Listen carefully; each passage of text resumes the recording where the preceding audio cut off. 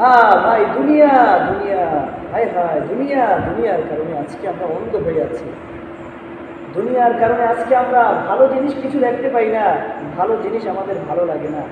দুনিয়ার মোহ আমাদের অন্তরকে কালো করে দিয়েছে।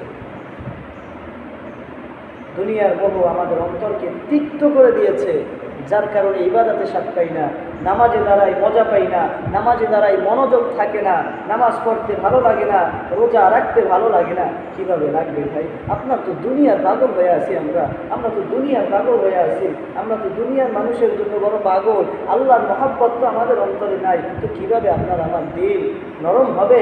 কিভাবে আপনার আমার দিলে নামাজের মহব্বত আসবে? কিভাবে আপনার আমার দিলে ইবাদতের মনোযোগ আসবে ভাই? বলেন কিভাবে আসবে? আমাদের অন্তর দুনিয়ার মোহের কারণে অহংকারে ভরপুর।